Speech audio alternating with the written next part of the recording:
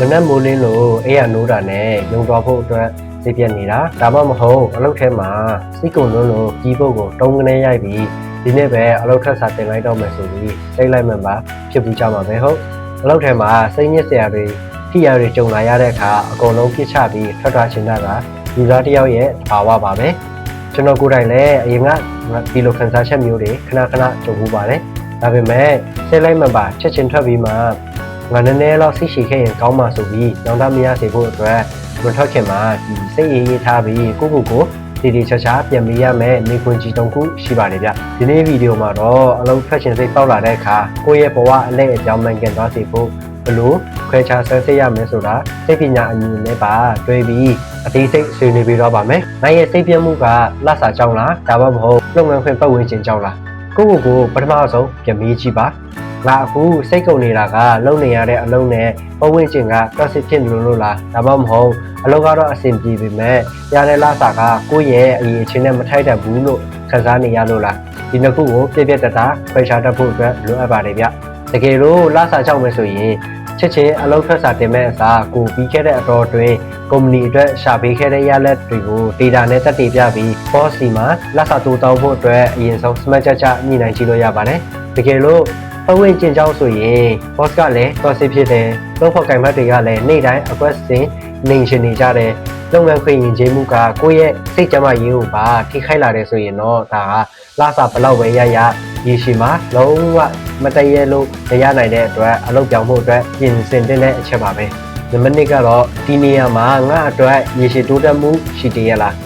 ဒုတိယမေးခွန်းကကိုယ့်ရဲ့အနာဂတ် career အတွက်အရေးကြီးဆုံးမေးခွန်းပါအခုလုပ်နေတဲ့ရာထူးဒါမှမဟုတ်အခုလုပ်နေတဲ့ကုမ္ပဏီမှာကိုယ့်အတွက်သင်ယူစရာတွေ upgrade လုပ်စရာ skill တွေဘာမှမရှိတော့ပဲလမ်းဆုံးနေပြီလားနေ့တိုင်းရောင်းသွားနေရပေမဲ့ပင်ပန်းရုံလောက်ပဲရှိပြီးတော့ရှေ့ဆက်တိုးဖို့အတွက်လမ်းမမြင်ရတော့ဘူးလားစိတ်ပညာရလူတွေကတနေရာထဲမှာစိန်ခေါ်မှုအစ်မရှိတော့ပဲစိတ်ရုပ်လိုမျိုးဝှေ့ချေတန်းချေလဲပတ်ရတဲ့အခါ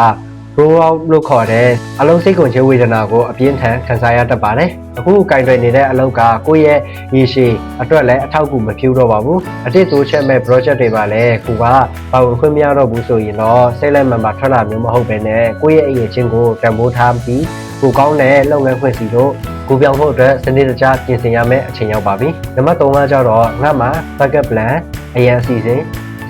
ရှိပြီလားနောက်ဆုံးမေးခွန်းကတော့စိတ်ကူးရင်လုံးများတဲ့အရှိတရားအမမဟုတ်တကယ်လက်တွေ့အကြဆုံးမြင်ခွင့်ပါပဲငါအခုအလုပ်ထွက်စာတင်လိုက်ရင်ပြီးရင်ဘာဆက်လုပ်ရမှာလဲဆိုတာပါပဲအလုပ်ကနေချက်ချင်းထွက်လိုက်ပြီးနောက်အလုပ်အသေးချက်ချင်းမရသေးရင်တောင်မှအနည်းဆုံး3လကနေ6လလောက်မိသားစုရောကိုပါ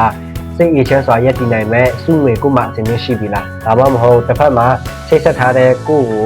ကန်လန်ထားတဲ့အလုပ်တဲ့ဒေရှာပေါက်ရှိနေပြီလားဘာစီစဲမှမရှိပဲစိတ်ဆိုးမှန်ဆိုးနဲ့3ကနေထွက်လိုက်ရင်နောက်ပိုင်းရက်တဲ့တစ်ပတ်တွေကြာလာတဲ့အခါငွေရေးကြေးရေးဖြစ်စီမှုတွေဝင်လာပါလိမ့်မယ်အဲ့ဒီခါကျမှစိုးရင်စိတ်တွေလွန်ပြီးအခုလက်ရှိအလုပ်ထက်ပူဆိုးတဲ့ပူပြီးတော့စိတ်ဖြစ်တဲ့လုပ်ငန်းခွင်ကိုအလင်းစလို့စုတိုးဝင်မိသွားတတ်ကြပါတယ်ဒါကြောင့်ဉာဏ်ရှိတဲ့လူတွေကအလုပ်ထဲမှာစိတ်တိုင်းမကြရင်တိတ်တိတ်လည်းအလုပ်တွေရှောက်ကြတယ်အင်တာဗျူးတွေဝင်ကြတယ်အတစ်တစ်ခုတေချာပြီးဆိုမှအဟောင်းကို professional ဆန်းနှုတ်ဆက်ထွက်ခွာကြတာပါအလုပ်တစ်ခုကထွက်တယ်ဆိုတာဘဝမှာရှုံနေတာလုံးဝမဟုတ်ပါဘူးဗျာ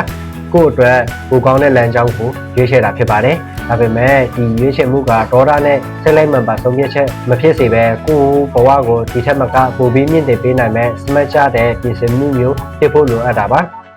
ဒီဗီဒီယိုကြည့်နေတဲ့မိတ်ဆွေတို့ရောအခုတလောအလုပ်ထဲမှာစိတ်ကုန်ပြီးအလုပ်ထွက်ခြင်းစိတ်ပေါက်နေမိပြီလားအဓိက